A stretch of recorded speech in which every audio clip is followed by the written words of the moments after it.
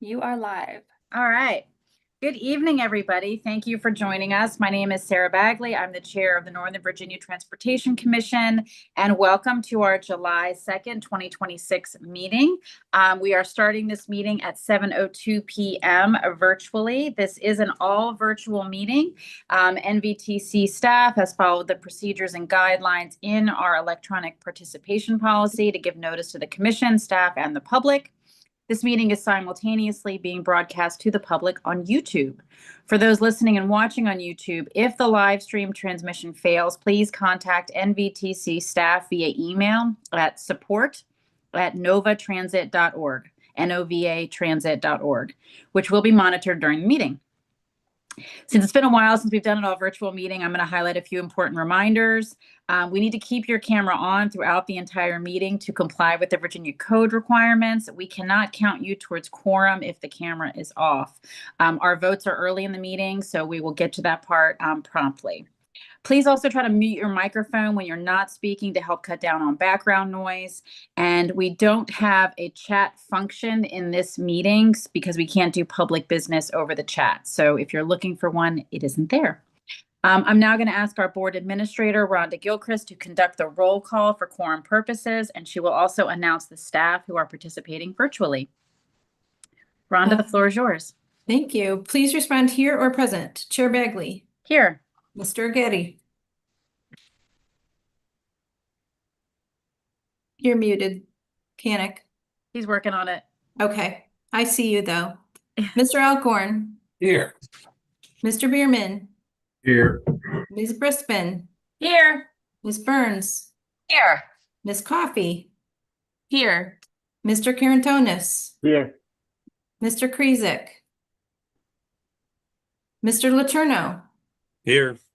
Mr. Lopez. Mr. McPike.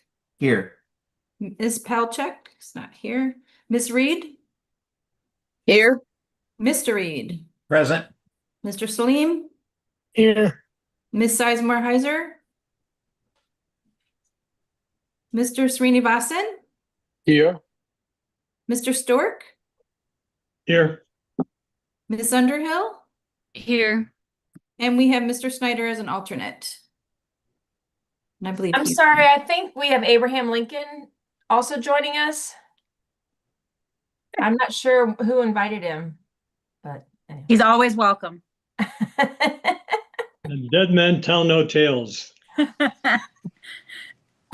Chair, we do have quorum, and the following staff are participating in the meeting. Executive Director Kate Mattice, Director of Finance and Administration Scott Kalkorff, Director of Programs and Policy Anne McGrain, Deputy Director of Programs and Policy Amanda Sink, Senior Program Manager Vikram Sina, Program Manager Daniel Nicobine, NVTC Board Administrator Rhonda Gilchrist, Web and IT Manager Melissa Walker, Events and Administrative Coordinator Tenley O'Hara, MVTC Legislative Liaison Amy Perrin-Seibert.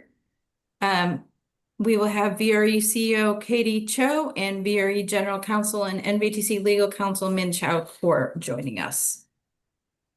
Thank you so much, Rhonda, for bringing us all together. And thank you all for being here on time and with your cameras on. Tonight, we've had staff queue up some important presentations that are going to send us into the summer, thinking about some key transit activities happening in the region. This is our final meeting before our summer break. There is no August meeting. So I really encourage you to engage with these presentations, take notes, and think about how you can take this information back to your jurisdictions in the fall. Tonight, after some quick action items, we're going to get 4 presentations on transit in the region. My notes are flipped. Here they are. We're going to start with an update on the regional coordination efforts as part of DMV Moves. We'll move into a presentation on Envision Route 7, which is the Bus Rapid Transit Project, one of the 7 key bus priority corridors identified in DMV Moves. Then, as mentioned, we'll hear from the VRE team from their CEO, Katie Cho, on the Commission's role as co-owner of that railroad. VRE is on the cusp of a transformational change into a regional railroad that could provide all-day service to our communities. But the process to get there is going to have some challenges, and VRE and its CEO are looking for our support and our thoughts about how to get them through the next 4 years and beyond. And then finally, we'll finish with a discussion of the recently passed state budget. Yay. And it has some, but not all, of the funding we requested as part of SJ 28 and DMV moves. So it'll be a good conversation about ideas for the future on that. So to keep things moving, we are going to group our action items together, and that should keep us moving along with the goal of getting everybody to anything else that might be happening on TV tonight. I don't know what that might be, but for any sports fans out there, I'm going to try to have y'all your eyes elsewhere by 8:30 tonight. So I'm going to hand it over to back to Kate for any written public comment, which we solicit each month. Kate. Thank you, Madam Chair. And indeed, we did receive one public comment that was shared with all of the commissioners a little bit earlier today. The gentleman who sent the letter in was talking about regional fair clarity, equity, and multimodal integration actions, actually akin to a lot of the things you're going to hear about a little bit later this evening with our presentation on some of the regional initiatives for DMV moves. So that's back to you, Madam Chair. Okay, well, yeah, look, please review that comment. It should be in your inbox. Thank you, Rhonda, for circulating it, and follow up if you have any questions. Since we do have to do a roll call vote and to facilitate sort of our virtual presentation tonight, after we move through the 3 action items, I'm going to call for a motion, and ideally we will vote on them in one block. Are there any objections to handling those action items in a block? I'm seeing happy faces and shaking heads. So that's how we'll move forward. The first action item is the minutes of the June 4th, 2026 NVTC meeting. Do any commissioners have any edits to the minutes? They were previously circulated to you in your package. And all of you, I think, fit on one screen. So I don't see any hands and I don't see anybody making gestures. So I'm going to assume that there's no comments. Our next action item is an action regarding our NVTC strategic plan. Kate, could you give us some background on this and for the vision moving forward? Absolutely. Thank you, Madam Chair. So NVTC last conducted our strategic planning effort in 2018 following the enactment of the dedicated capital funding for Metro. And really the focus of that activity was altering NVTC's relationship with WMATA, especially in terms of our board responsibilities.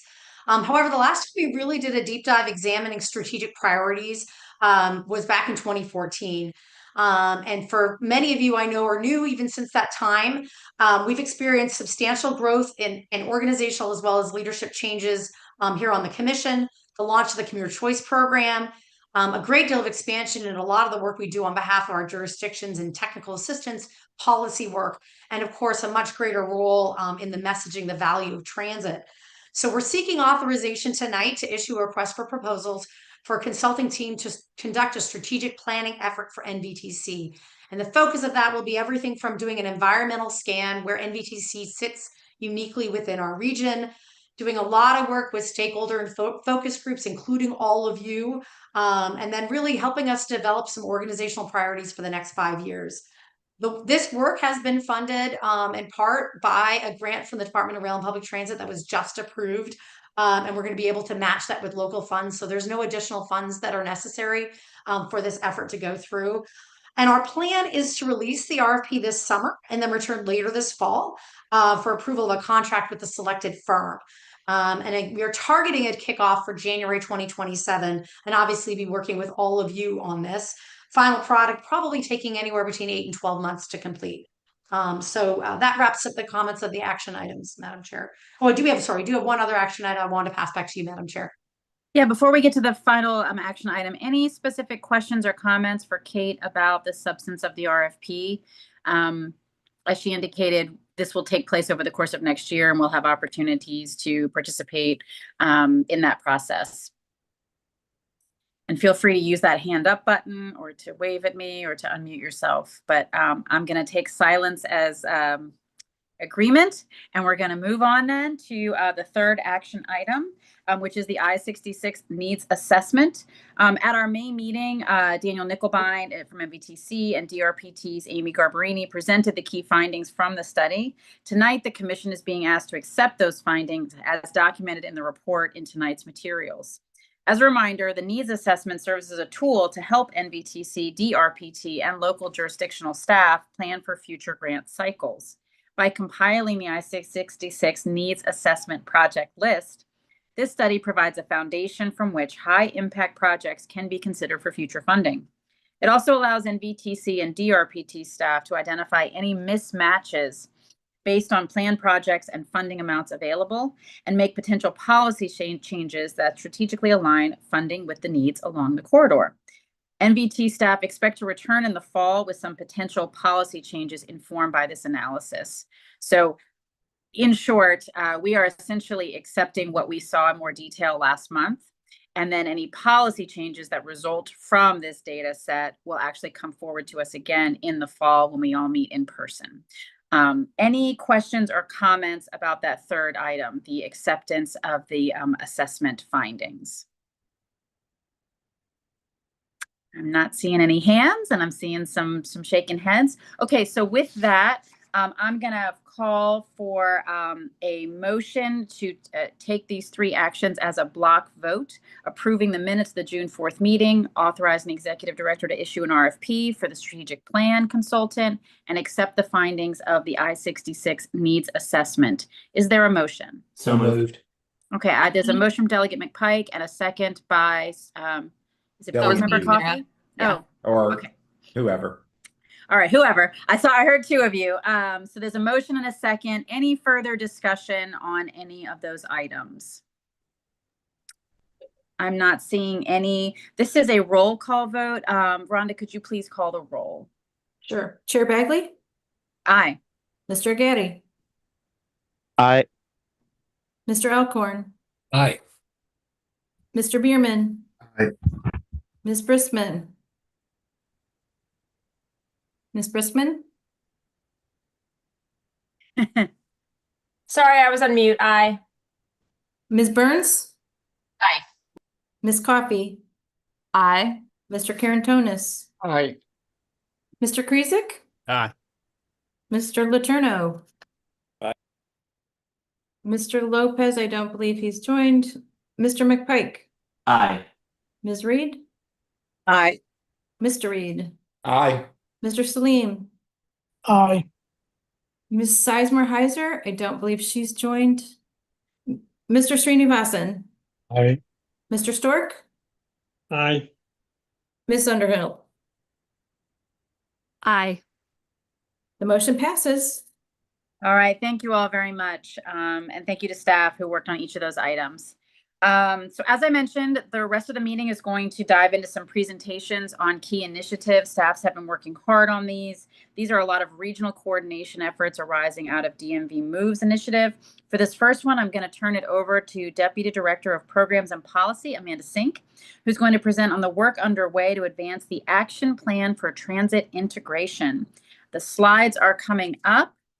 And I'm going to hand this over. I can't see Amanda, but I'm going to assume that we're going to hear Amanda. Yes, I am here. There she Hopefully I is. can start popping up as the presenter. So thank you, Chair Badley, and good evening, Commissioners. I'm Amanda Sink, and tonight I will be presenting on the Regional Coordination on DMV Moves initiatives with the goal of providing insight into the work that has been ongoing this year across the region to advance the DMV Moves plan. Next slide, please. Just as a little refresher as the slide is coming up, I'm pretty sure you're all familiar that the DMV Moves plan was initially endorsed jointly by both the COG and WMATA board in November of 2025. Subsequently, 13 jurisdictions have endorsed the plan, including all of the jurisdictions in the DMV Moves region and 4 regional organizations, including NVTC, as noted on the right-hand side of this slide. Next slide, please. So the DMV Moves plan really identified 3 key themes. The first one being the most notable one, the one people are most familiar with, which is to reinvest and modernize WMATA. This led to the $460 million and 3% increase per year capital funding request and WMATA's focus on rail modernization. It also outlined a regional commitment towards improving regional bus service and priority corridors and advancing regional integration. Those two efforts and actions to move towards them are outlined in the Action Plan for Transit Integration. The action plan is being advanced through work ongoing that I will cover in the upcoming slides. And as work continues, recommendations may ultimately come before your boards for consideration and could have operational and financial impacts for your transit agencies, which is why we wanted to provide you with this information tonight. Okay, next slide, please. So the Action Plan for Transit Integration identified 6 focus areas. The 6 focus areas are regional bus priority, service guidelines and reporting, customer information and facilities, fare integration, shared resources, and consistent training and requirements. Each focus area has a corresponding working group that meets to advance the actions and sub-actions that the plan identified. Over the next couple slides, I'll provide an update on the work that WMATA, TPB, NVTC, and your staff have been doing over the past year to advance all these focus areas. Next slide, please. So first, we have the Bus Priority Network. The work to develop the initial DMV Moves plan identified 7 high priority corridors that the region should focus on. 2 of those corridors are in Virginia, one of them being Route 7, the other is Columbia Pike. Work in 2026 has been focused on developing a regional bus priority network plan, which will include corridor profiles, performance targets, roles and responsibilities, and implementation needs. It will also include a bus impact analysis or study that will provide forecasted outcomes and benefits for the region if all 7 corridors are implemented. This general bus priority network plan is anticipated to be completed this year, with the first draft looking to be done around October. So this work is moving pretty quick. Next slide, please. Next, we have service guidelines and performance. And the objective of this focus area is to develop consistent service quality and transparent regional accountability. And this is broken down by basically 2 components. First, you have the service guidelines. The DMV Moves plan initially established regional bus service guidelines to create a consistent expectation across for customers. These service guidelines are kind of classified by how the route should be serviced based on activity tier, which is basically high, medium, and low density, and then route class, which is being kind of a core route that's servicing a core corridor, just general coverage over the area, and peak coverage as well. They outline overall hours and frequencies that the bus should operate. The plan identified that the next steps is that agencies and jurisdictions will adopt these regional guidelines, with the realization that not every bus route is going to meet these service guidelines based on just individual locality needs. Most recently, WMATA adopted its bus service guidelines, and it aligns with this DMV Moves plan. And TPB is looking to adopt these regional service guidelines in September. The second component is the performance reporting. And this is the work that's really been kind of focused on the working group in 2026. The working group is right now just working to try to identify a common set of performance measures that we can report on. We're working through identifying if these metrics should be reported at the agency level, the regional level, at the route level, and also what metrics can best quantify cost efficiency, ridership, service quality, safety, and accessibility. Once these performance measures are all identified, they're going to be reported as an annex to TPB's State of Public Transportation report, with the anticipation that the first report of these performance measures will be in the 2026 version of the report. Next slide, please. Next, we have bus stop and customer information, and this objective is to create shared design guidelines for transit stations and stops. The DMV Moves plan identified 4 action areas to focus on, which are to develop a universal set of bus stop design guidelines, standardize bus stop signs, consolidate bus stop ID numbering, and establish a unified customer service information phone number. Now, these are a lot of complex work. So the working group in this year has kind of been more focused on, taking this step by step with the first focus on regional kind of coordination. So progress to date has been to build a regional bus stop inventory by location, because it's always good to just know what bus stops we're talking about, and then gather input from agencies on bus stop signage design. So WMATA has met individually with agencies to kind of look at what they would be looking for on a shared bus stop design. And the target is that this month, a first iteration of that will be shared with the agencies for some feedback and review. Also, Metro is going to be doing a summer sprint to tackle outstanding bus stop needs, basically what they've identified with meeting those agencies.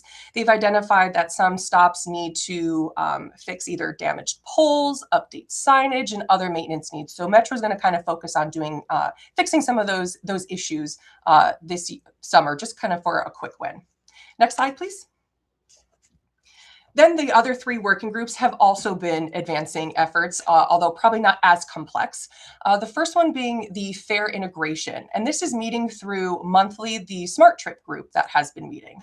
The DMV Moves plan called on them to focus on advancing 4 areas, one being 18 and under ride-free, universal transfer credits, expanding regional transit passes, and low-income discounts.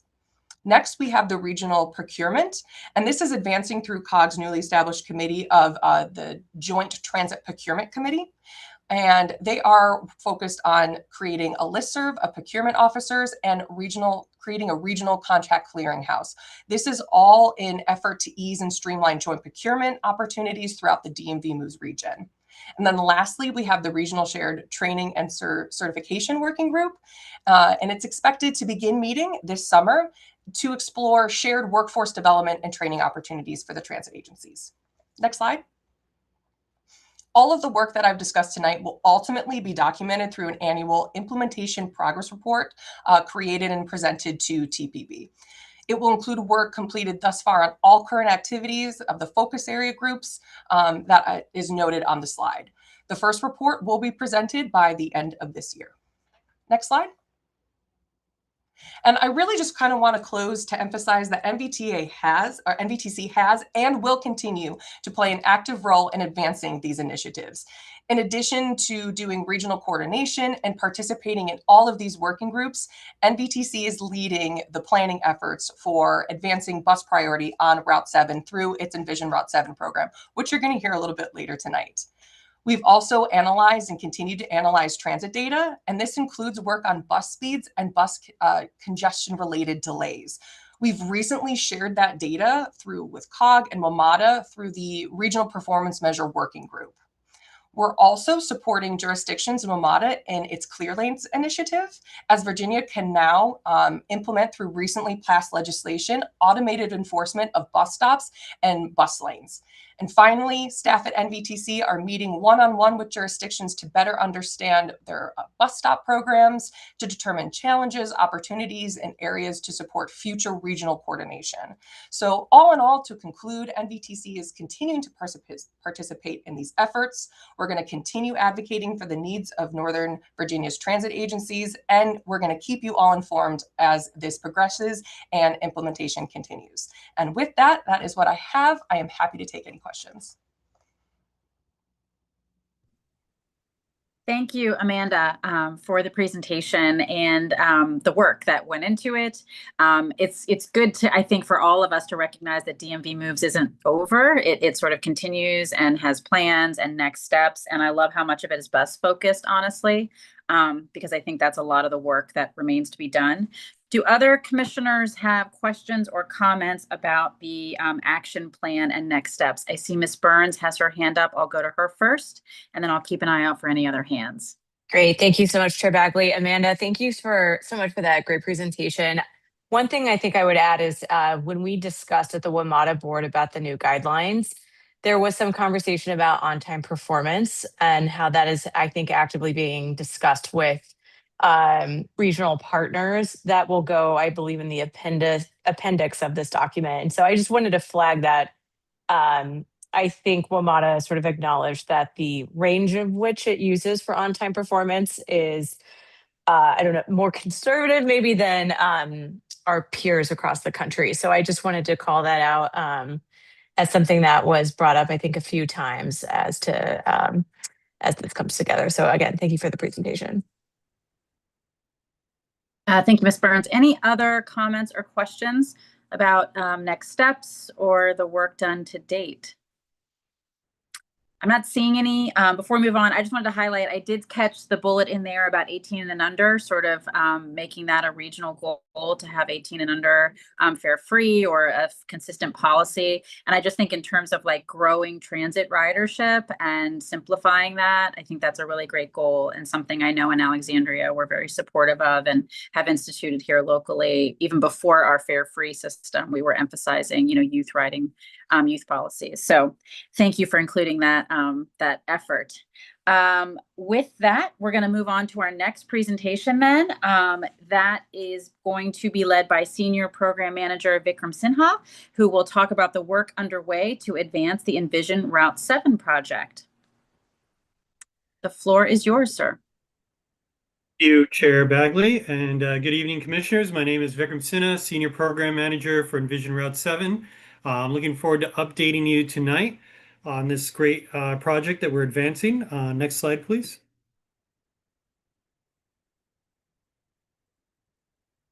So Route 7, the project corridor for Envision Route 7 is from Tysons down to the Marks Center in Alexandria, and that corridor goes through 4 jurisdictions, Fairfax County, Falls Church, entering Arlington for a little bit at East Falls Church, and then re-entering Fairfax County.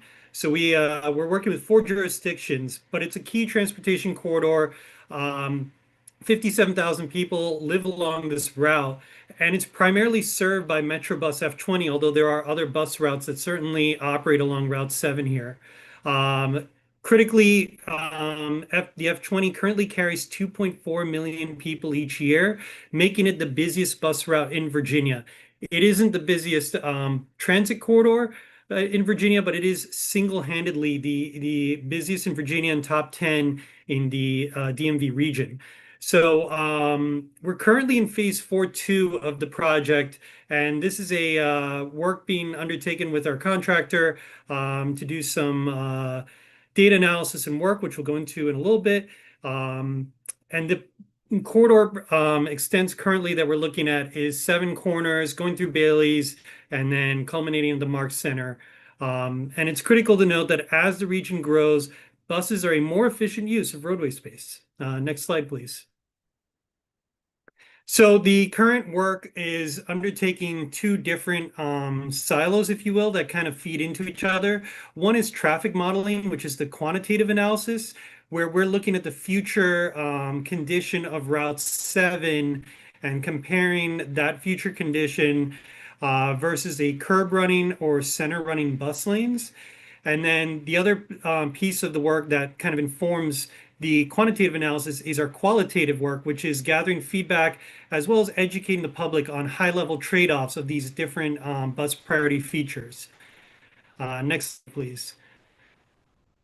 So peek behind the curtain here. This is what traffic modeling is. This is a screenshot of VISM. And for folks wondering where this is along the project corridor, this is right behind 7 corners.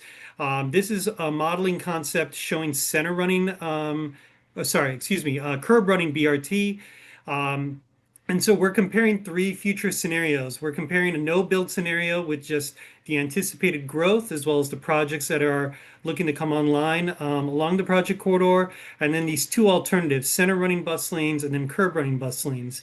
And this work is reviewed and coordinated with the Virginia Department of Transportation. So we're still in conversations with them about these different alternatives, and they're currently reviewing our VISM work. And I just want to note that we've had some great conversations with VDOT during this contract work, and they've been great partners. And they've been very open to our questions, as well as the idea of what does center running or curb running operations look like on Virginia DOT right away.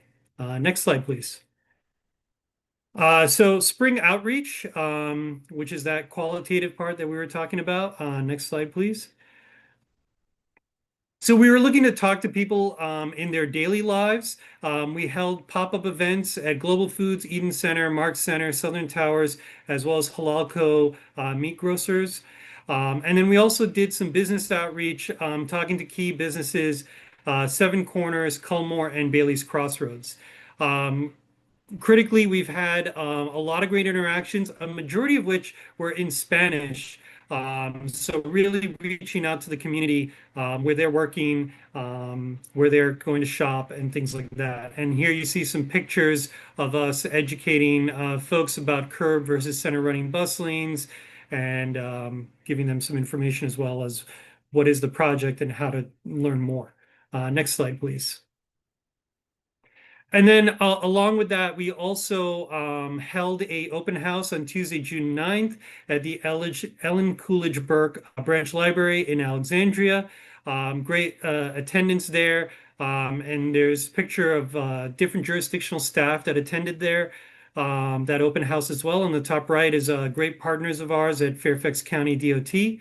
We had 42 attendees, 37 adults, 5 children. And we just really appreciated the opportunity to talk to the community, hear from them their concerns, questions, and things they'd like to see as well on the project corridor. Next slide, please. And so this all led to, we were gathering insights with our survey, and we're kind of asking folks, why do they ride the bus? And if they don't ride the bus, why do they not? And we found out some really interesting details. Folks choose to ride the bus to save money. They don't have a car, and they actually find that it saves time. And why do folks choose not to ride the bus on Route 7? It can be inconvenient, or the bus can not show up as often as they'd like, and so that infrequency leads them to choose not to ride the bus. People are using the bus to get to and from work, 77%. Also within that group, 40% of these folks are using the bus to actually run errands and shop. So it's not just a commuter system, it is also a resource to the community to shop, to go to the doctor, to go different things of their daily lives. So what do people want from the bus? And our survey found that 60% of folks prefer to catch the bus from a curbside stop. And 88% of the folks want to see bus stops closer to the storefront. So what that means is they would prefer not to cross the street. They would prefer a bus stop that wouldn't be in the center of the roadway. Next slide, please. So along with this, we've been doing a lot of work over the last few months with our partners at WMATA, as well as our jurisdictional partners. And Commuter Choice Funding is enabling a new bus route, the F2X, which I know sounds like a fighter plane, but it is going to enable more buses in peak hours. So more buses, less waiting for the bus, and then fewer stops will equal a faster travel time. And how are we doing that? Fewer stops? Well, we're giving the bus a more direct route, as illustrated on the map on the right.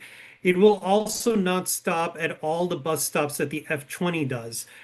We believe that this will be a great pilot or test run of the bus route. And this has all been modeled in that VISM analysis that we had discussed earlier. So this is actually us putting into practice a hypothesis that we put in place. The F2X is slated to begin operation in December 2026, and we're looking forward to more information from WMATA as that date gets closer.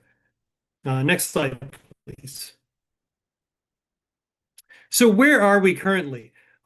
We have studied the whole corridor for traffic impacts. We've established Route 7 as a priority corridor, not just in DMV moves, but also in NVTA's BRT action plan, which is starting up again this summer. We've also provided tangible benefits to riders with the F2X.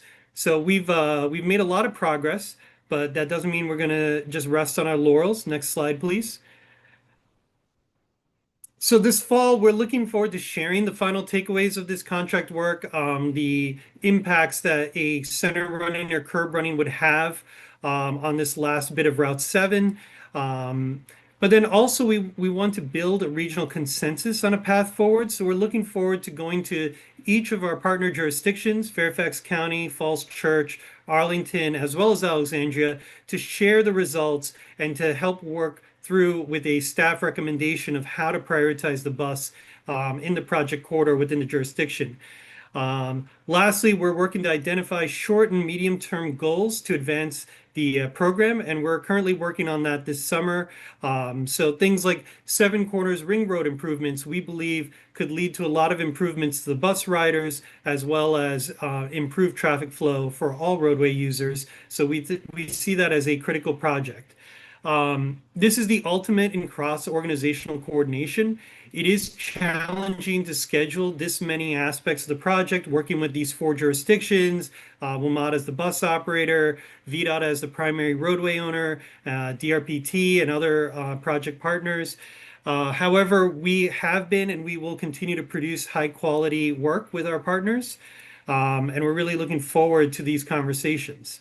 Lastly, something to look forward to for the commissioners is in the fall, we are looking to do a tour of the corridor, primarily in this project area 4-2 from East Falls Church to Mark Center, Southern Towers. But we look forward to inviting you and having you join us so that we can look at the corridor and see what is the current state, what are the low-lying opportunities that we can make improvements on, and what are the longer-term improvements that we need to pursue. Next slide, please. And that's it. I see one hand up. Yeah, that's a great presentation. Are you going to determine what the optimum frequency is? So that is a great question. We are currently, the F20 runs at 12-minute headways, and the F2X will also run at 12-minute headways. So bus riders along the corridor will see a bus every 6 to 7 minutes. That is part of our initial commuter choice funded, but we want to see the bus operate more frequently with a higher frequency, ideally 6-minute headways at max. And the idea is that folks will choose to ride the bus because the bus is just showing up so frequently they are not waiting for the bus, especially in heat dome environments like we have right now. Thank you. I see. I'm sorry. Oh, go ahead. Yeah, no, I wasn't sure who was going to call on other questions. So I see Supervisor Stork and Senator Srinivasan. Senator, why don't you go next, and then we'll move to Supervisor Stork. Thank you. Thanks for the presentation. I have 2 questions. Number one, when will the decision, is the current route running on the curbside? The F2X and the other one, there are 2 bus routes. Yes. They're Yes, running they on the currently curbside. yeah, they're operating in general traffic. There are no real bus priority features on the corridor right now. There is some transit signal priority in certain locations in VDOT right away, and we're working with WMATA to understand better the effectiveness of that. But other than that, the F20 succeeded in spite of the lack of bus priority improvements. But to answer your direct question, it does operate along the curb. Correct. And then what is the frequency, to Delegate Kruzik's question earlier? You had mentioned 6 minutes is probably ideal. Do you know what their current frequency is? Current frequency for the F20 is every 12 minutes, and that's an improvement from prior to 2020. WMATA did increase the frequency in 2020, and so we've seen an increase in ridership with that 12-minute frequency. Thank you. Supervisor Stork? Thank you, Chair Begley. The curbside boarding is of interest to me because obviously the one BRT is center lane, and apparently the preference for the folks you surveyed about that. Can you elaborate or kind of identify anything further on that? And I have to admit, I wasn't around during the actual time that they did these kinds of surveys for the one. And so I'm curious if there is any data that was done at that time or not. So thank you. That's a great question. So I did talk to some of the folks in person, and I think what they saw as an example was, a bus stop center of the roadway with lanes of traffic on either side, and that presents a bit of an obstacle for the pedestrian because they have to wait to cross. There's the possibility that a bus is coming to the bus stop and they're not able to cross the street. Folks that are trying to catch the bus will certainly run after the bus and things like that. And I think part of it too is just the culture of the corridor. They're familiar with that and they like it. That the bus is showing up, at the curbside. I think also with Richmond Highway BRT, it's just a different set of choices and challenges with that corridor. So, certainly it's a Virginia roadway, but it's a very different land use and a very different environment. Did any individuals you spoke with have any experience with the center lane boarding? Or is it more just their comfort with what they have now, versus something that was different or unusual? Commissioner, I wish more folks had experience with center running BRT. It's not very prevalent in America. Some folks that we did talk to had familiarity with it, from Richmond with the Pulse, GRTC's the Pulse, which has center running travel lanes to the bus. But their concern was, crossing that many lanes of travel, waiting for the walk signal so that they're not taking an unnecessary risk. And so that was one person that did mention that as their familiarity. But yes, a lot of folks were looking at the image that we had provided, like a conceptual image or an example. All right. Thank you. Supervisor or Board Member Karantonis?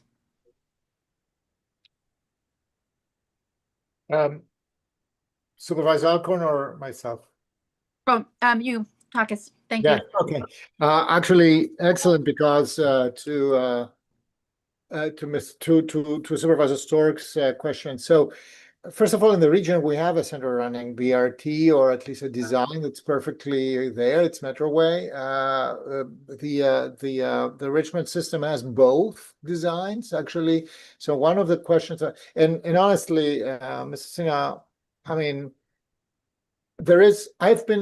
the way they explained that, I mean, your colleagues abroad in the BRT, high efficiency, high service regions have explained that to me, is there is always a trade-off. If it's curb running, then you have to have, I mean, the service ability, the service capacity of the system, how fast, how well the buses go through, etc., is compromised by curb. It's easier for pedestrians and businesses, but it's problematic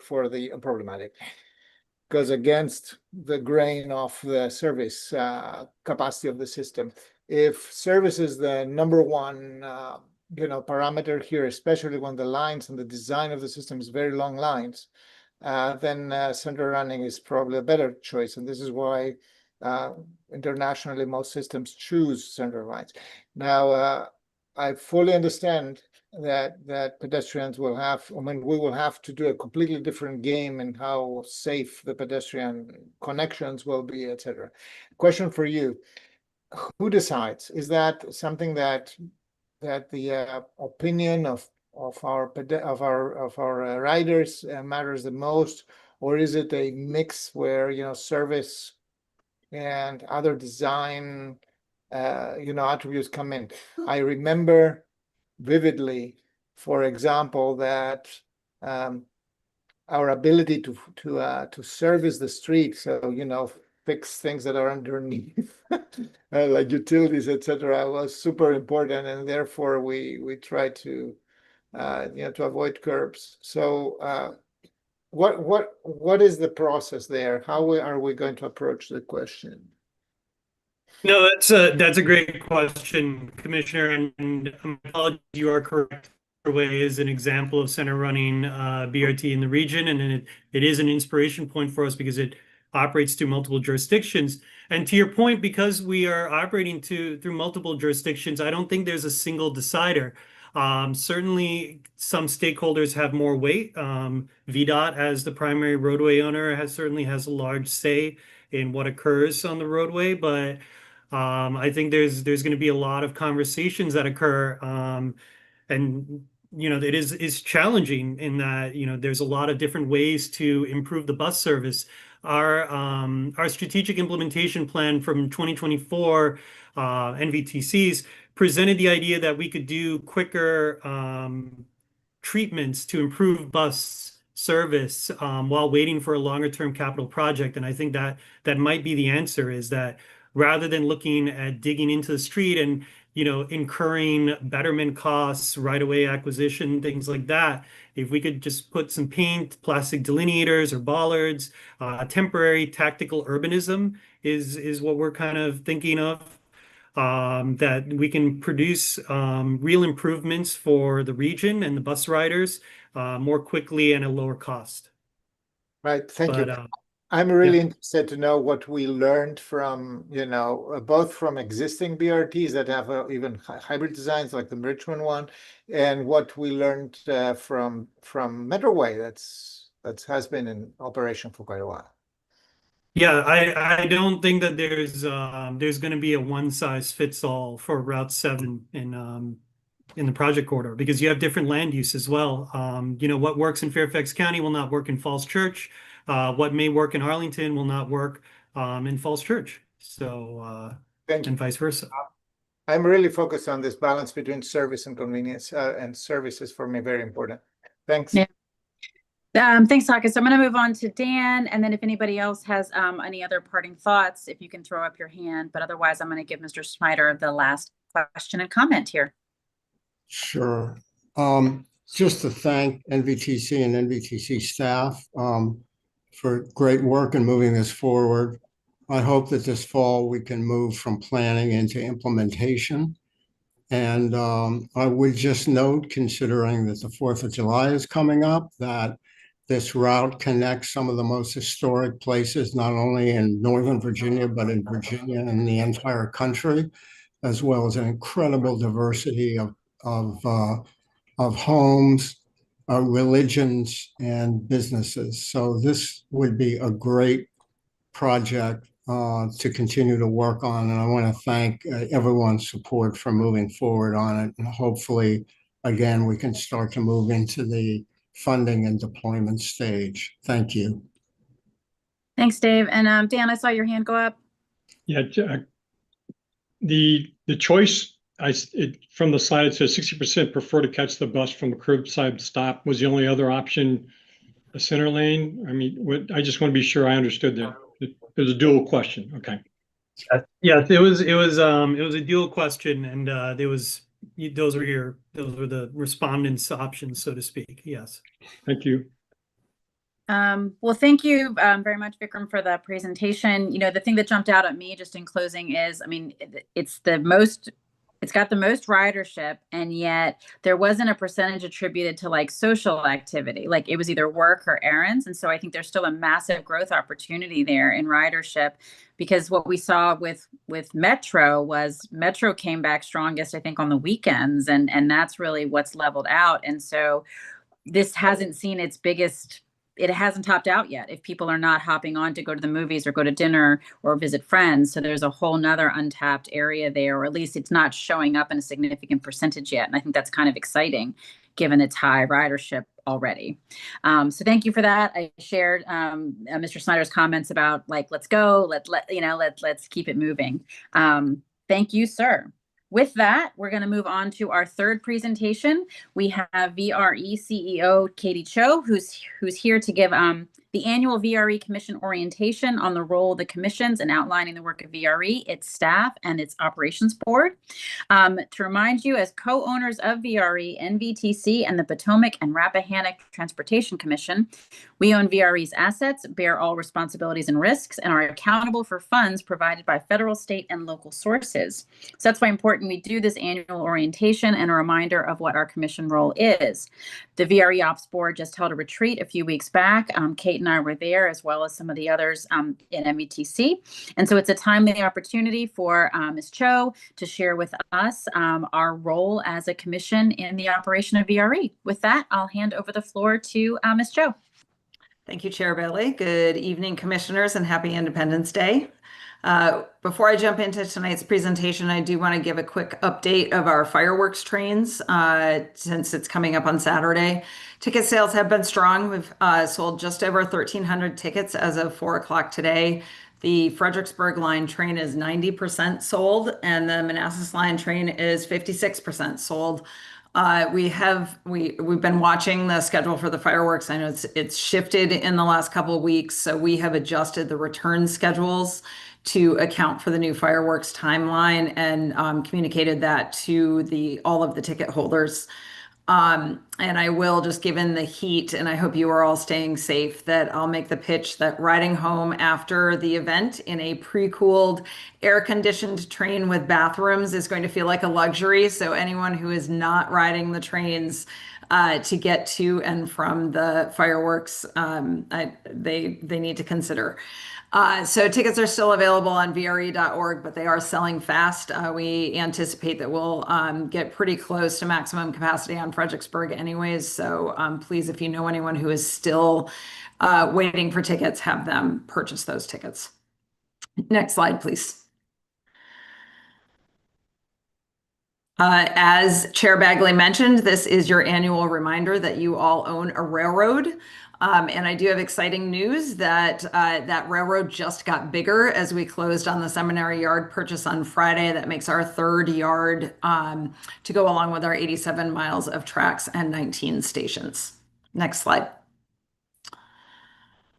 As the nation is getting ready to celebrate its 250th anniversary, VRE is just a couple years away from its 35th anniversary. This presents a nice history of the work that VRE has done in its just over 30 years.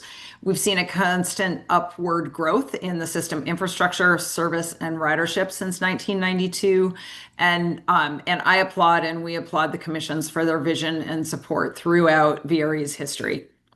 Tonight, I'm joined by Min Chao Kaur. She and I will be discussing how all of you as commissioners can continue to impact the success of VRE to bring economic benefits to your jurisdictions and to improve the affordability and quality of life for your residents. So I'm going to, if we can have the next slide, please, turn it over to Min Chao to talk through the governance of VRE.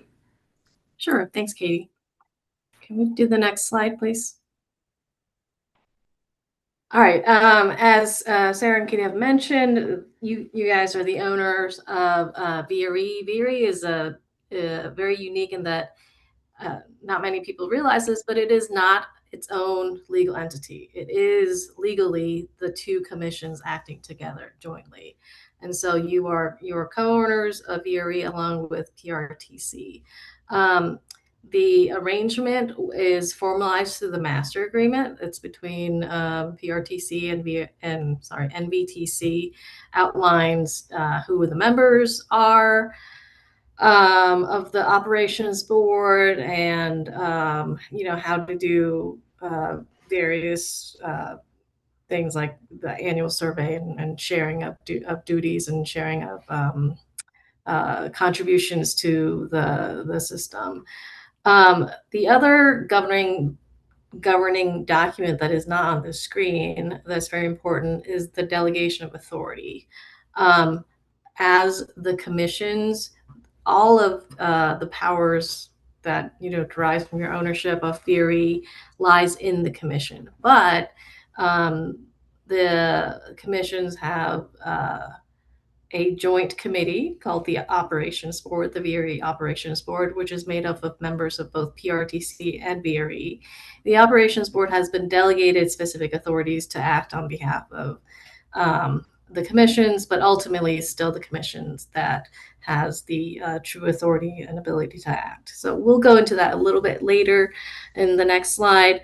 The other governing document, as for all public bodies, is the bylaws, which you guys are familiar with. The Ops Board has its own bylaws. The NVTC bylaws are not very specific. They're for NVTC as a whole.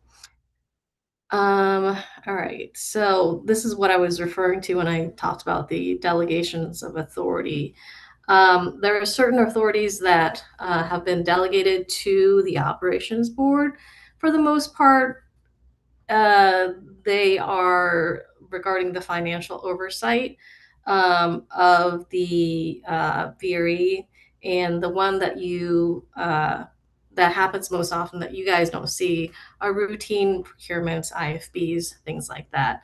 Almost everything else, even if it does not need to go to the Ops Board first, will have gone to the Ops Board because they're kind of the subject matter expert, and so they will look through it and make a recommendation, and then the commissions will act on it. But there are a few things that the Ops Board will act on and not bring to the commissions, which are these items related to procurements. As stated earlier, because you're the owner of the VRE, you guys hold all the responsibilities and liabilities. So everything related to actual budget and capital improvement programs will come to you ultimately for briefing. And then anything related to I'm probably jumping around a little bit. This actually is probably better for the previous slide. Yeah, thanks. Things related to real estate transactions, anything that will change the underlying access agreements with the other railroads. These are things that would change your liability and what exposure of risk that you have to. So these are all retained by the commissions. But you will hear from the Ops Board because they'll hear it first and then make a recommendation for you guys to act on. Next slide, please. I'm going off script a little bit since what we talked about during our training and what's on the slide are not exactly the same. But I think what I want to emphasize now as far as the commission's role and the commission's responsibility is just to always remember that you guys are where the buck stops, right? You own the railroad. All the liability and all the duties ultimately flow to you. But it also means that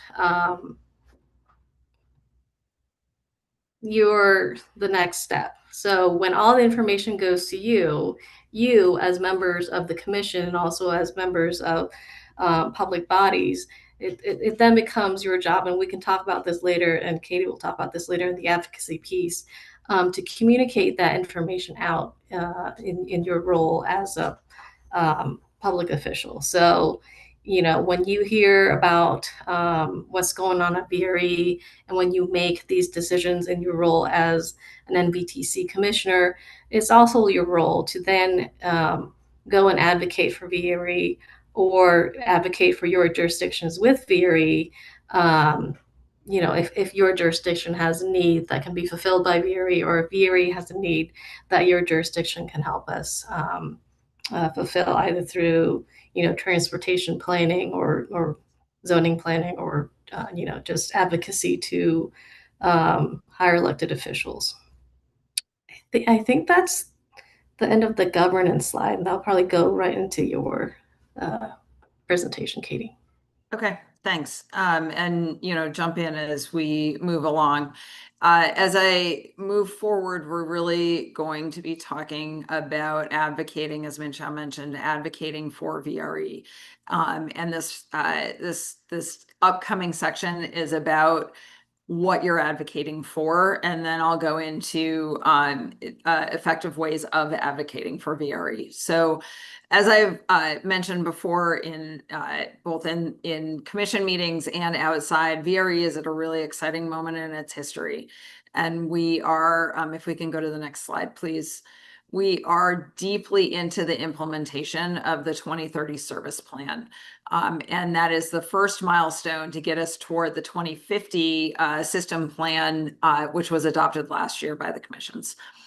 And we are in this 2030 moment, capitalizing on the investments by the Commonwealth in the Transforming Rail in Virginia program, phases 1 and 2, and those investments in infrastructure. The 2030 service plan maximizes the use of our rolling stock and our infrastructure and adjusts services on a market-driven timetable. And this is really our initial transformation from a commuter rail into a regional rail system. The 2050 plan transforms VRE into the rail system that Northern Virginia really deserves, and is a much bigger transformation over the next 15 to 20 years after the 2030 service implementation is completed. Next slide, please.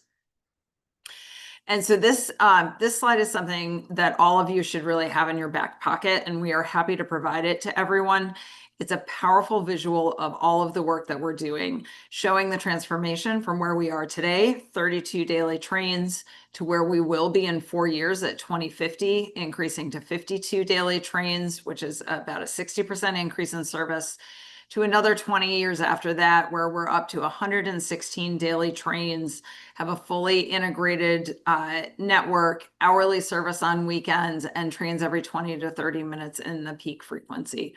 So this is a real sort of laid out transformation, and this is what we are advocating for on a regular basis. Next slide, please. And when we look kind of beyond the service itself, the benefits of our system transformation extend well beyond the commuter. We'll see that tourism dollars follow rail access. The bidirectional and weekend service expands who has access to recreational activities all along the corridor, who's coming into your jurisdictions and who is able to leave your jurisdictions and take advantage of other recreational opportunities.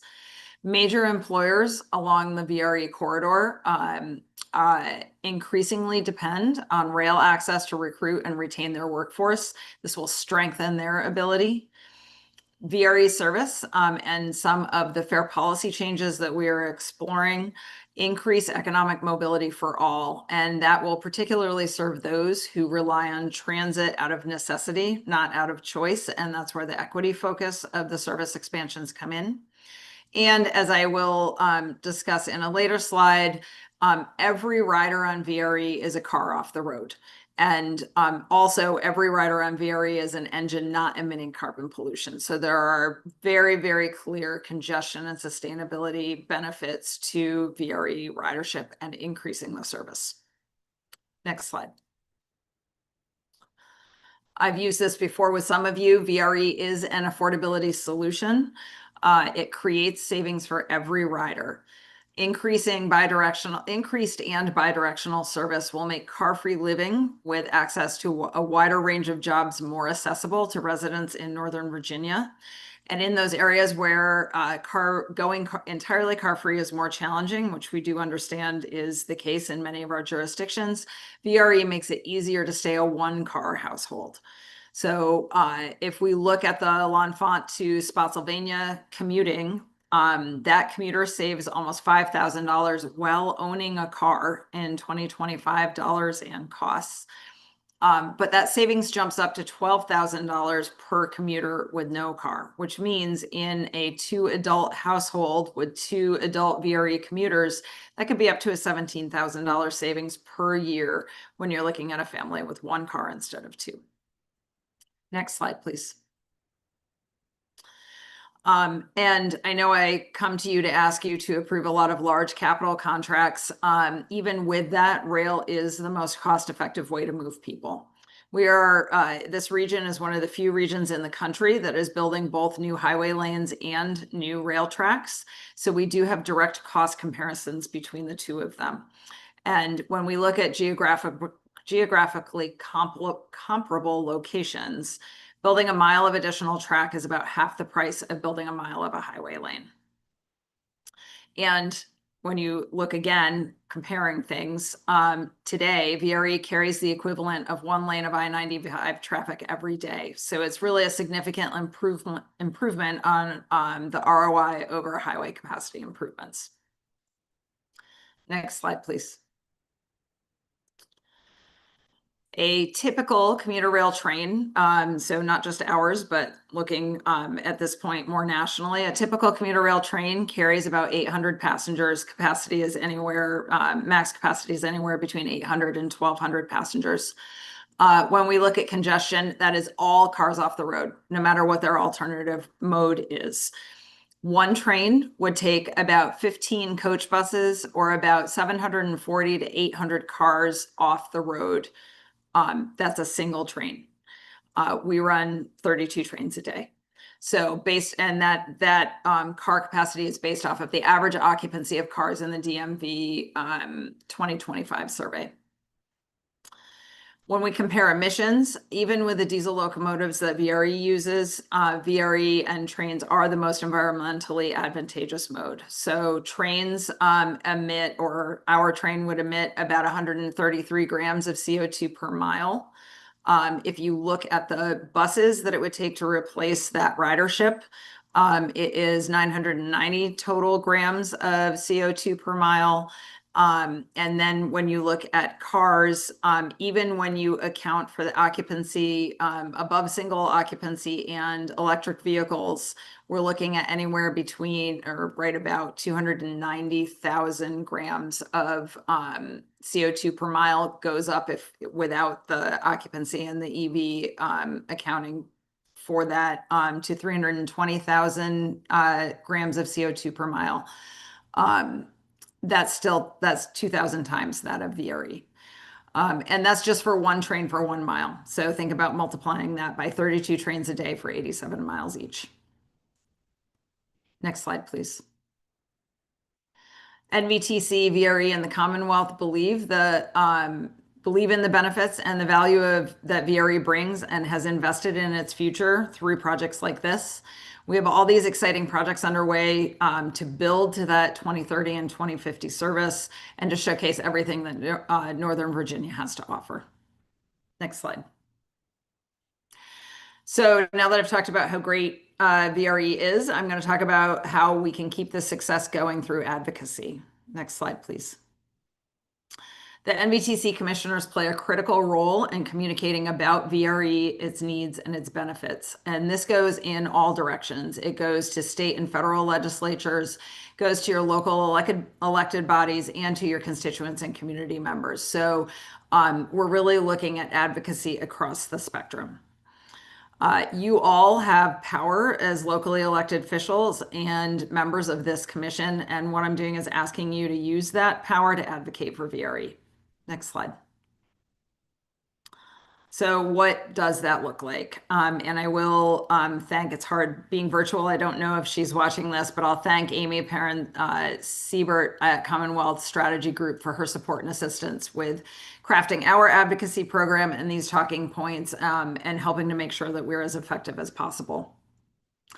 And what we've laid out here is that there are 4 pillars for effective engagement and advocacy. The first is to build relationships. The second is to educate. The third is to build allies and alliances. And then the fourth is to craft and then back up the ask. And Amy says it best when she says the biggest wins in advocacy come from persistent, credible, respectful engagement over time. And it's really that over time that matters. You need to keep talking about VRE every chance you get. And that's what we're trying to do. And that engagement, that overtime engagement, can happen anywhere. It does not need to come only during formally scheduled meetings, which obviously do happen, but there are so many opportunities to be advocating for VRE, again, around the spectrum. things like getting to know staffers at the for the legislature, but whether that is at the federal level or whether it's at the state level. It's using informal gatherings or conversations to convey those benefits and needs of VRE. And it is looking to connect VRE's needs to things that stakeholder that you're talking to, whether it's an elected official or whether it's someone in the community, really cares about. That's where we start to see that engagement start to really take seed and grow some fruit. Next slide, please. So when we look at the timing of when we can be most effective with the advocacy, it really is now. Now is the time to get started. We have a budget, at least at the state level, so it is time to cultivate those relationships now and make VRE a part of the conversation so that as we head into the pre-session in the fall, we can find champions for our priorities. We don't need to play catch up with educating at that point. We can do the education and the relationship building now so that we can build on that base of knowledge and those relationships to actually make a difference when the time comes to craft those bills. Next slide, please. You are our greatest advocates, and we rely on you to talk about VRE and to help us make things happen. But we are certainly not asking you to go out there alone. VRE's staff and NVTC and NVT's staff is here to support you in all of your advocacy. We can and want to provide talking points, data, graphics, whatever you think you will need to be most effective. We want to be able to provide that. We want to make sure that you have the information in your hands to be able to speak about the things that you're most passionate about. So, and it can be last minute asks. We are good with turning things around quickly. So this is something that we really want to be able to be responsive and can be responsive to you for. So just ask you to reach out to me, Joe Swartz, who is our Government Affairs Director, or Amy with any questions or requests, and we will turn those around and make sure that you are supported. We will go places with you. We'll make sure you have anything that you need. So if we go to the next slide, I think that was it. Happy to take any questions, either me or Min Chow. Thank you, Katie and Min Chow, for the presentation. Once I see Walter's hand and I see Senator Srinivasan, his hand up as well.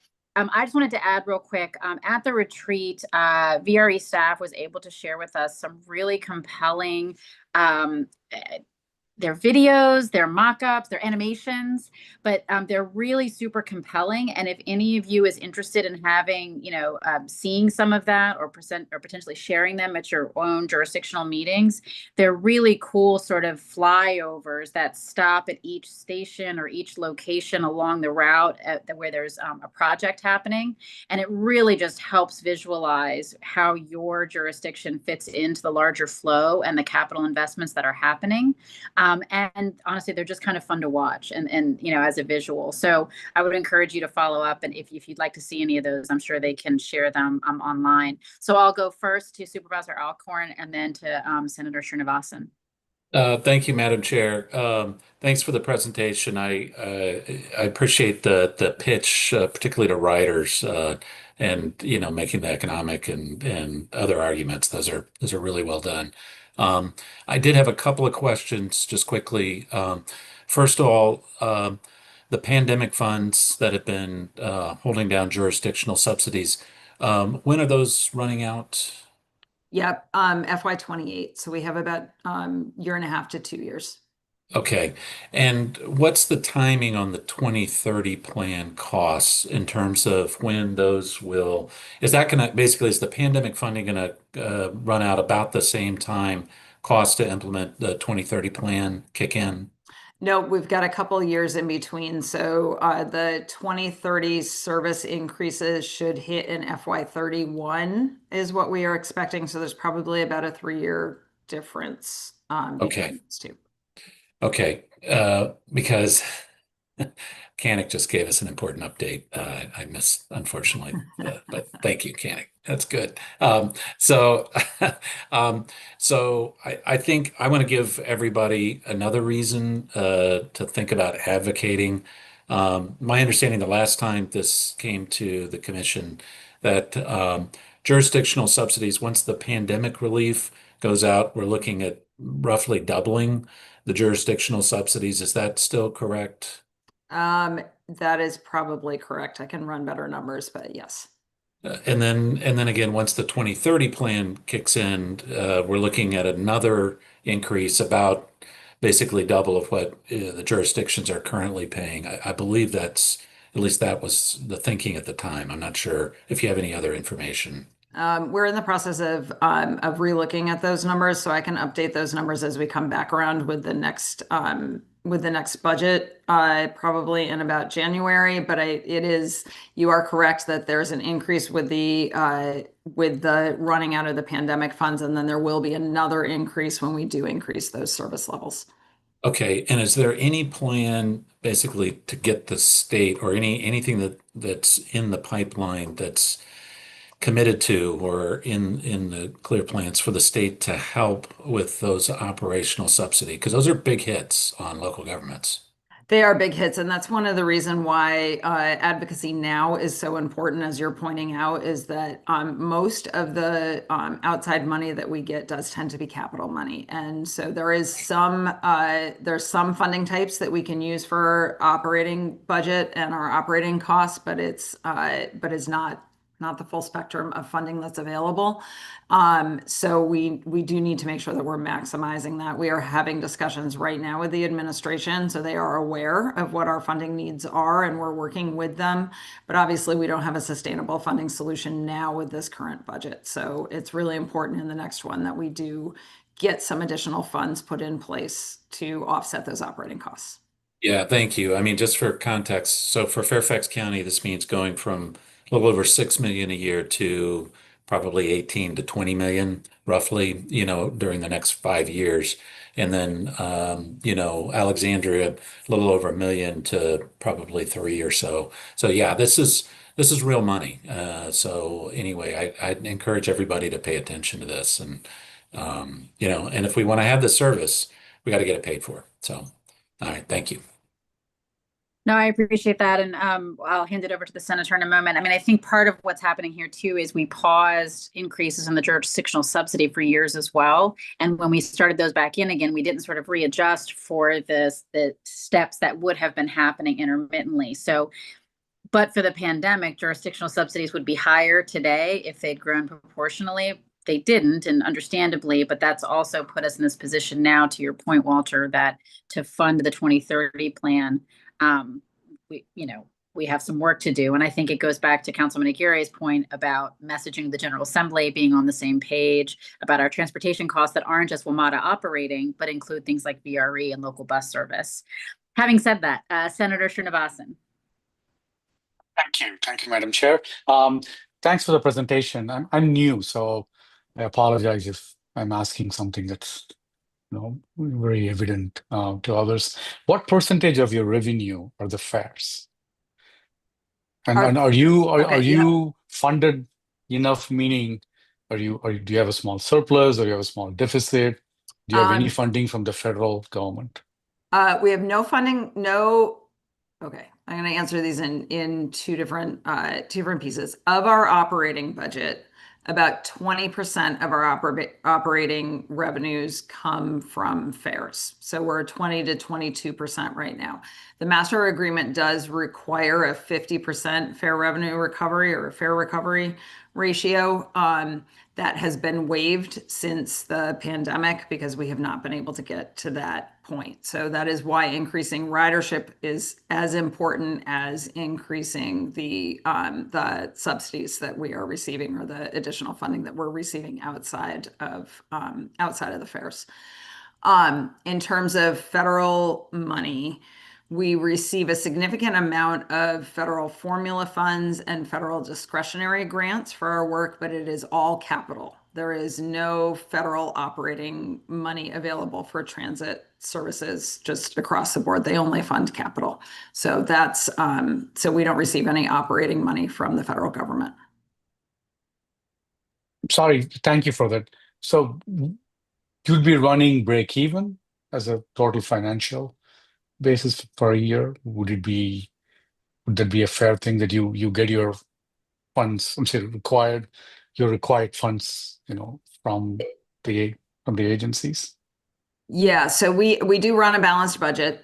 And right now that balanced budget includes a drawdown of I think it's going to be about $20 million from our pandemic relief fund this year in order to balance that budget. So you could say we're running a $20 million deficit. We have that fund available to pull from. And so that's kind of how our budget is. I am really happy to sit down with you and go over these numbers in more detail, because I think that it's important that you understand them. And also we can get you out on the system if you're interested in that and give you a tour too. So thank you. Thank you so much. Orientation. Yeah, absolutely. We'll take that up. Thank you. Great.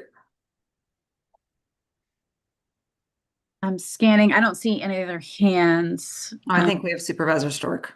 Oh, I'm sorry. There it is. Yes, go ahead, Dan.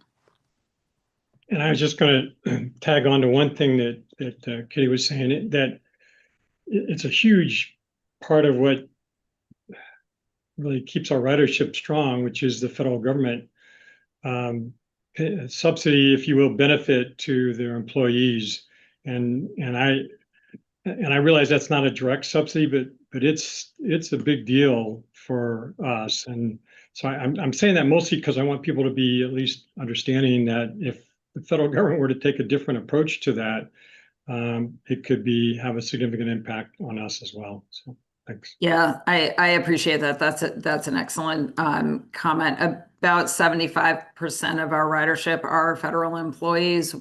They get their transit benefits, and those transit benefits cover all but our highest fares. So essentially, anyone coming in from closer than Spotsylvania essentially has their entire commute covered by their federal transit benefits.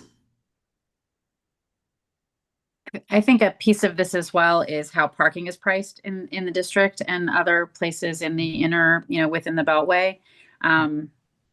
That's the piece of this conversation as well, sort of jurisdictionally and from an advocacy perspective, is thinking about disincentivizing, pricing parking appropriately and creating different math for people. So I don't see any other hands now. Apologies if I'm missing any, but I know Katie and her team are eager. They can throw together a great tour.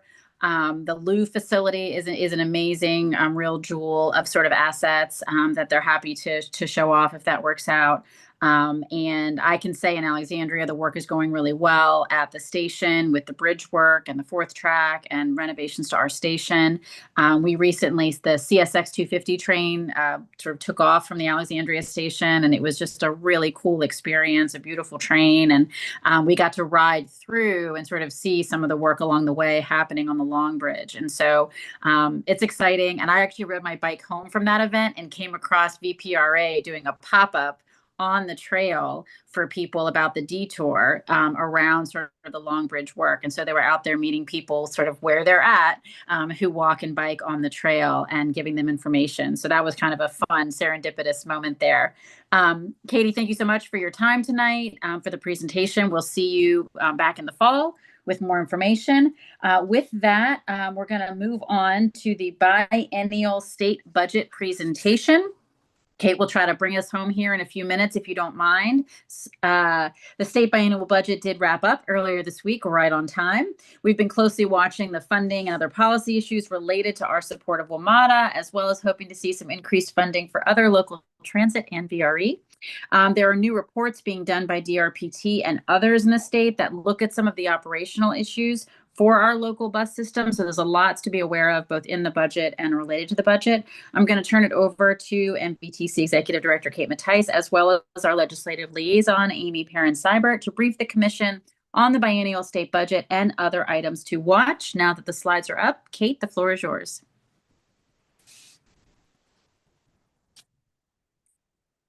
I should learn. Thank you, Madam Chair. We'll just hop to the next slide. All of this, of course, was sent out to you. So just very quickly, we've talked a lot about this, but to just bring it home, as we found in the state budget, there is $153 million in a general fund transfer to support our localities' increased payments to WMATA. It is technically over 1 year, but it's anticipated to be spread over 2 years. As we've heard before, general fund transfers, the temporary solution. So when we look at the priorities of SJ 28 and DMV moves, and I'm going to talk a little bit, we're still obviously looking for a long-term fix. What we have is a temporary fix on the operating. For the capital, there is now a requirement in code that come FY29, the NVTC jurisdictions will be responsible for providing $136 million a year, growing by 3% each year, to pay for additional capital improvements for WMATA. And this is as Amanda even mentioned, this is that part of the DMV Moves capital investment program. Now, there's no additional funding authorized for this. This is basically directing each of our localities to identify funding to support this. There is an authority within the budget to allow each of the NVTC localities, as well as Prince William, Manassas, and Manassas Park, all part of Planning District 8, to do a referendum to raise up to 1% increase in sales tax that can be used for public transportation and or school construction. But again, as I mentioned, that is subject to referendum. And so that's again, I think something we're going to want to talk about. The other thing, though, is we've talked about VRE and other things. These can be used for any public transportation purpose. So if a locality does decide to go about doing a referendum for sales tax, those sales tax funds can be used for any public transportation purpose. They could be used for VRE. They could be used for WMATA operating. They could be used for their local transit systems. But obviously, that's a jurisdictional decision on how to approach that. In terms of controlling costs within WMATA, we have had historically a 3% cap on the growth of subsidy. And so there's some modifications within that. It's really going to be watching towards FY29, where WMATA is going to change the way they do that. This is, again, is a pretty wonky. We can probably talk for an hour. I'm sure Mr. Alcorn could easily talk for an hour on this topic. But this is one thing, obviously, we'll watch in terms of how WMATA saves costs, but also how it rolls into the subsidies that are coming to our localities. Next slide, please. As the chair mentioned, there are reporting provisions in the budget that I wanted to highlight. There's some specifically related to WMATA. Again, I don't think necessarily things that were unexpected, but I do want to hone in on some of the studies that DRPT is doing. In particular, the top one I did want to focus some attention on. There has been a little bit of press on this, and this is a request for the Department of Rail and Public Transit to evaluate what would happen or how you'd go about and the costs associated with consolidating Dash, Fairfax Connector, ART, and Q into a single unified regional bus system. And so obviously that's something we're going to watch very closely. I know we weren't able to have anybody from DRPT on the call today, but that's something that we're obviously going to be watching as that effort goes through. There's a couple other studies that may be of interest. One is actually some work that we did with SJ28, which was looking at the feasibility of potentially doing a sales tax or a tax of some sort on paid non-residential parking, as well as DRPT is doing a transit-oriented development study. So again, as we look to whether it be VRE or other areas, this is really across the state opportunities for transit to benefit and carry into development activities. But quickly, I want to go to the last slide, which is really the one I want to keep, is where we are sort of as we're sitting here and the outstanding things. Many of these things were discussed this evening.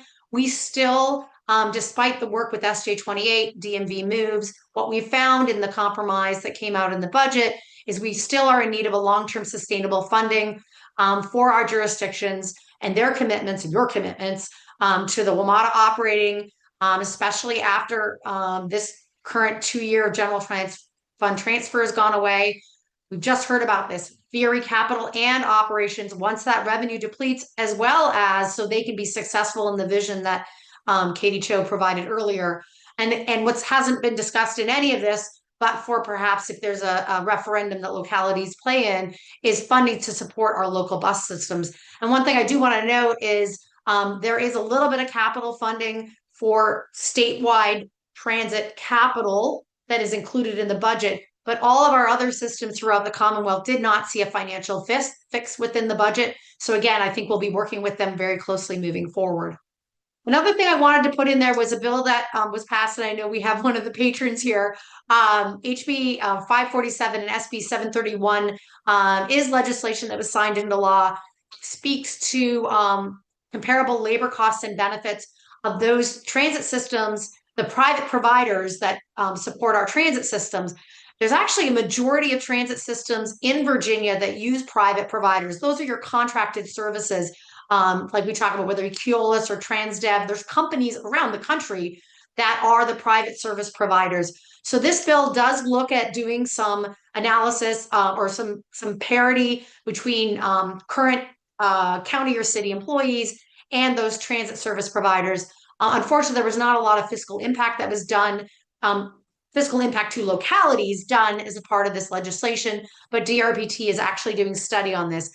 So as they find out what the cost impacts may be to our local transit systems, this does play into future funding asks because it's anticipated that there is going to be a cost associated with changing the labor rates and benefits associated with these private providers, and that will have a real impact on the cost of running service throughout the Commonwealth, not just in our own localities.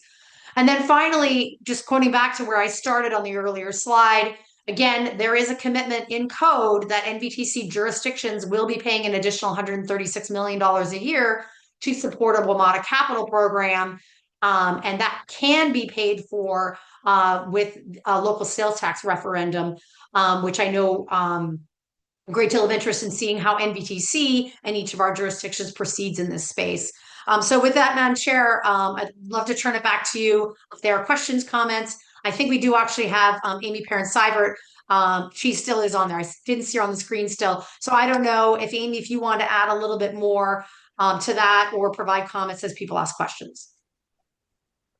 Yeah, thank you. I actually don't have too much to add. I think you sort of covered everything. Obviously, we are very grateful that the budget is passed and signed as of earlier this week.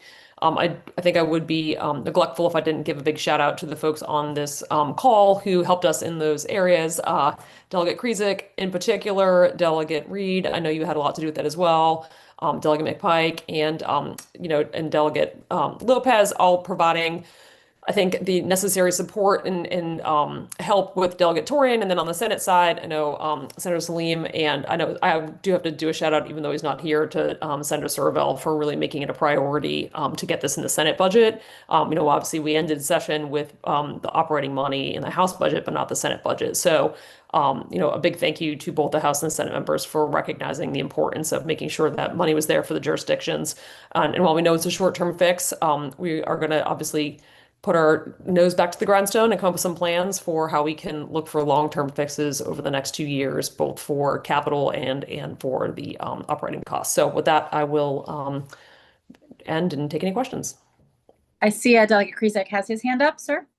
Yeah, I just wanted to thank everybody for all of the lobbying all the commissioners did, and Amy, of course, great job. It was constant. It was it took forever. We went down to the 11th hour and the 59th minute.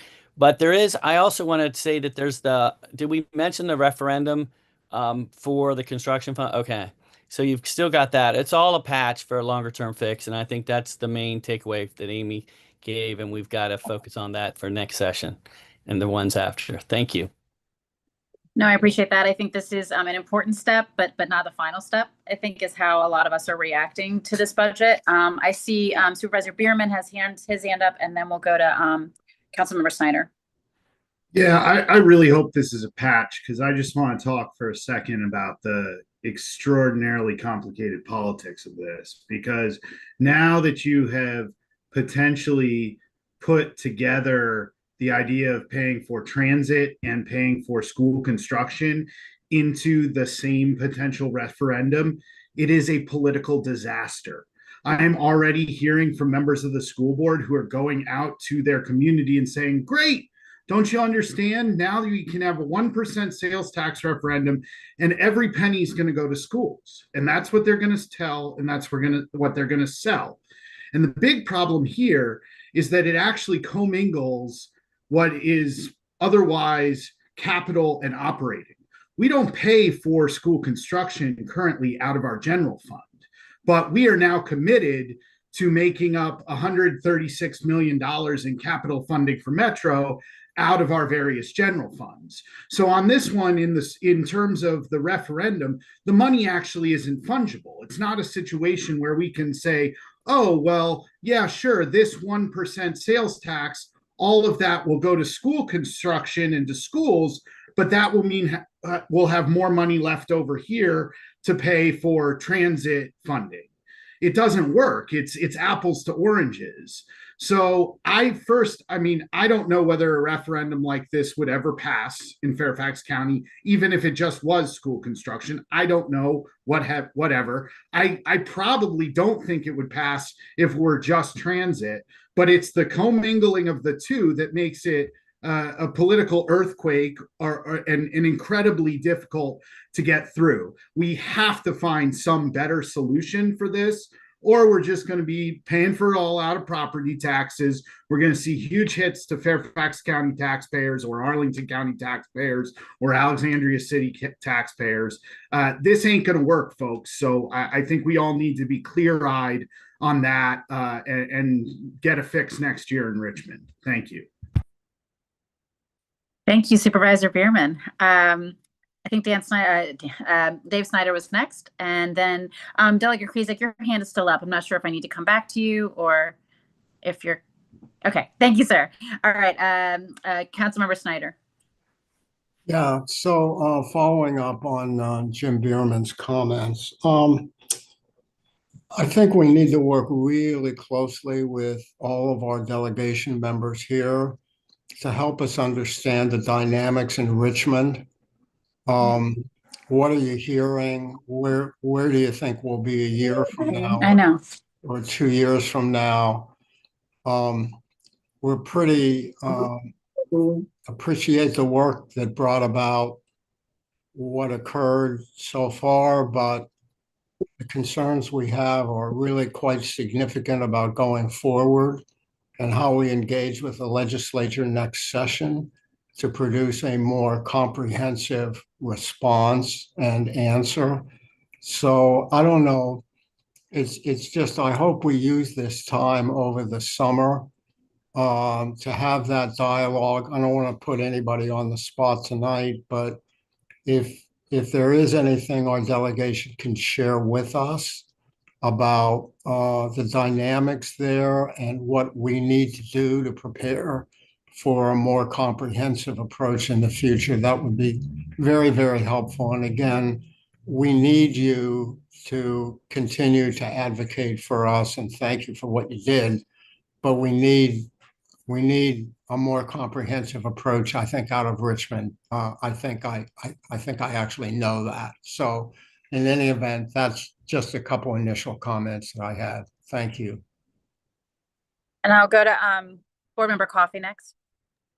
Thank you. Yeah, and I'll just echo Supervisor Bierman and Councilmember Snyder's comments. I think we're really glad to avert a short-term crisis as far as WMATA funding goes, and that is really critical and important, and we're thankful for that. At the same time, you know, it is really a challenge with the referendum being our sole additional source of potential revenue here. I think it's going to be really tough, and in particular, I think having a referendum that is almost pitting schools and transit against each other is so hard to navigate for us. We all know that our schools need more funding. We all know that our transportation needs more funding. And it's really, I think, unfortunate that we are going to have to navigate that conversation, because it shouldn't be an either or. And I don't know that we can get it passed at all. And then the anxiety for us as locals is we are now obligated to this bill for WMATA that we may not have any additional money to pay it with. And it's, you know, it's multiple cents on the tax rate if we can't get it over. And then it's fiscal 29 will coincide both our capital obligations with the end of the general fund transfers for the operating budget that the General Assembly has put in. And so there is, I would just say there's very significant anxiety on the local government side. As much as I think our Arlington residents love and support transit, going out to voters to ask them to raise taxes on themselves, particularly when the recipient of that money is a little vague or unclear, because it could be transit, it could be schools, it could be a split, it could be a mix. Who gets to decide that? Does it get redecided every year? Does it depend? I don't know how. It's a hard ask of voters in the first place, and I don't know how we sell that. And I will say that the other element is really on the timing of it all. I know that some folks were saying that we could put it on for the 2026 election, and I just want to say that that is not a feasible or possible timeline for any of us to not have that conversation with our community in a thoughtful, thorough, and intentional way before we make that choice. That is not going to set any of us up for success if that is what we've decided we're going to use to fund this. We need a longer time horizon to make the pitch and to make the sell to voters. If we want them to take this seriously, it needs to be very clear, and it needs to be a very cohesive Northern Virginia message, because I think one of the other anxieties that we have as Arlington is I don't know how we pay the capital bill without this additional 1%. I really don't know that we could make those numbers work. But if other localities are not putting it on the ballot, I'm not sure we can campaign by ourselves. Fracturing the Northern Virginia region like that is going to be really detrimental to any of us who need this in order to get through. So it's a lot of anxiety, and I really do hope that we are treating this as a short-term, let's get to the next fight, rather than a victory, because it certainly does not feel like a victory from where I'm standing. I see Delegate Krizek has his hand back up. Yeah. So I think, it's funny that you guys have kind of come to Jesus at the 11th hour or beyond the 11th hour. It's too late. What you need to do is Commissioner Snyder's absolutely right. You need to spend the off session, that starts tomorrow. That started yesterday because we just finished, right, with the end of June. Going out, giving us some, solutions, things you want, things to, we're trying to patch things up. Remember, there's 140 of us, and there's very few folks from Nova in leadership positions. It's not the General Assembly from when Eileen Fillercorn was Speaker, and so we need your help with solutions and ideas, and you need to speak with one voice. And that will help us. But when we're down there at the 11th hour and trying to get a budget done with a $70 billion plus budget, it comes down to the last second. We're going to try to give you as many options that we can possibly put in there, and patches. As I said, this is a patch.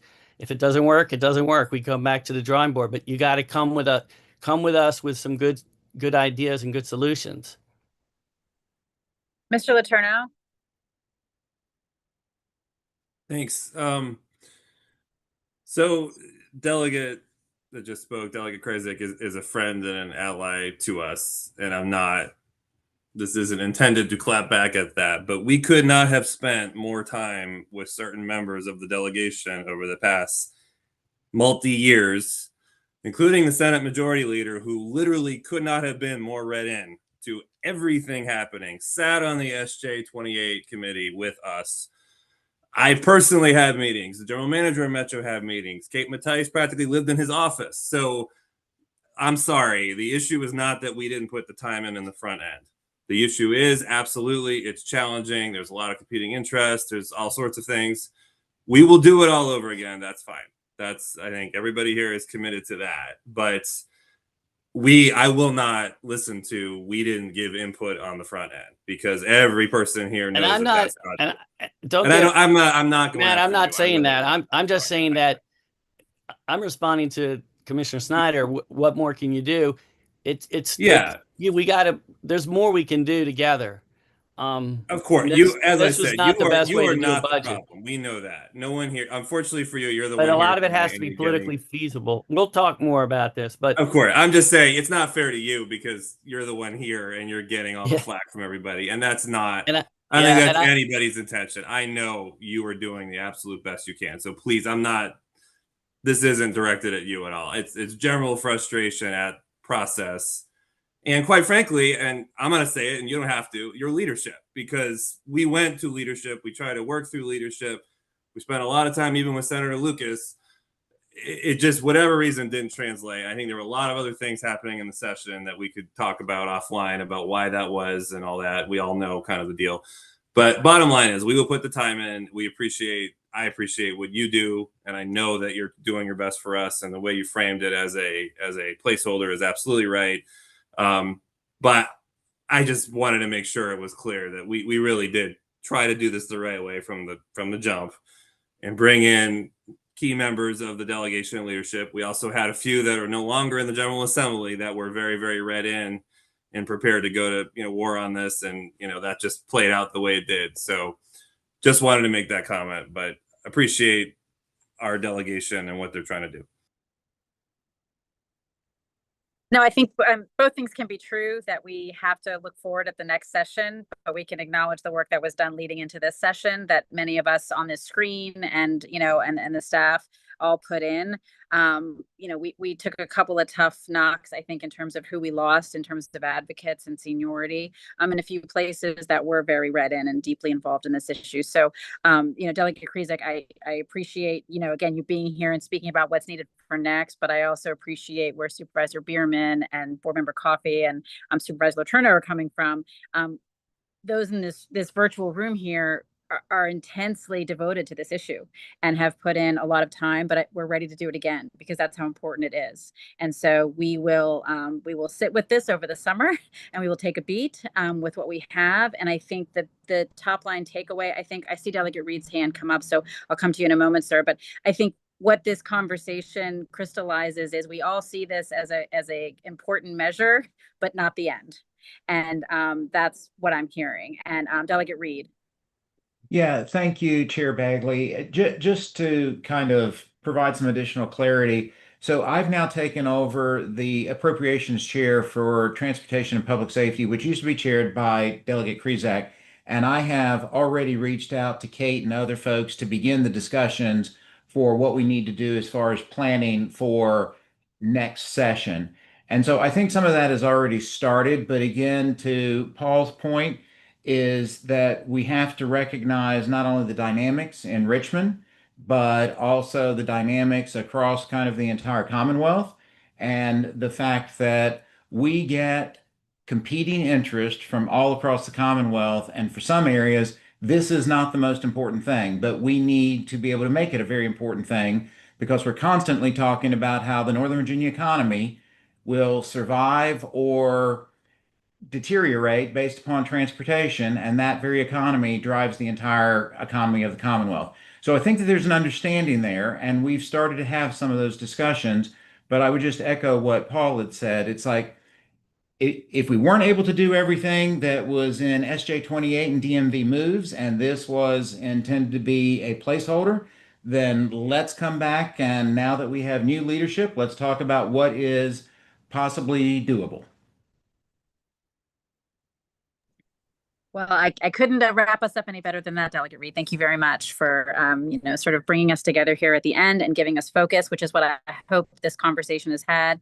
Thank you very much, Kate, for the presentation, and Amy for your advocacy in Richmond. I'm sure you'll continue to chat with everybody over the summer and beyond. I want to get us to the finish line here as we approach the 90th minute of the current game. I'm going to hand it back to Executive Director Kate Matice, who will finish out the meeting with some quick wrap-up points. Thank you indeed, Madam Chair. And so we do have written reports for all of the usual topics and items in your materials. So I just want to point attention to that. Our executive director newsletter will be coming out in just a couple weeks. We're going to make one in the middle of the summer. I know oftentimes folks are talking about great photo ops. Just find us, come to some great events, perhaps in the fall when we do that Route 7, we'll get some more of you on those photo ops.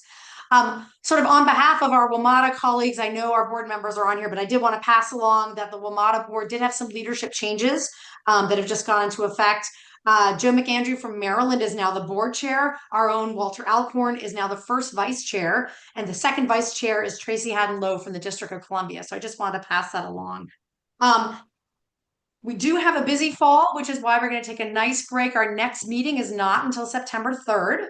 But we will be coming back strong. We're going to be doing some celebration of our 10th anniversary of Commuter Choice and hopefully be doing an event in that. As we talked about earlier, the I-66 needs assessment did identify some potential policy items. We're going to be exploring those, bringing those back to you in the fall.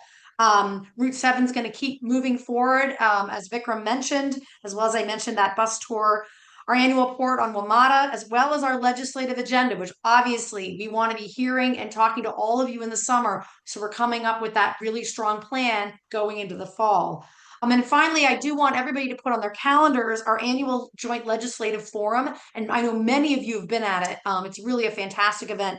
It's going to be on Monday, December 14th in the morning at, again, the same location we've had it, which is the Schar School of George Mason in Arlington. And with that, Madam Chair, I return the time back over to you. Okay. I thank you all for being here and giving of your time and really engaging tonight so robustly in this conversation. This was a very valuable, I think, kickoff to all of our summer thinking sessions. I'll see you all again in the fall in person on September 3rd. Enjoy the rest of your summer. Have a cool weekend. And with that, our meeting is adjourned. Thank you all. Happy 4th.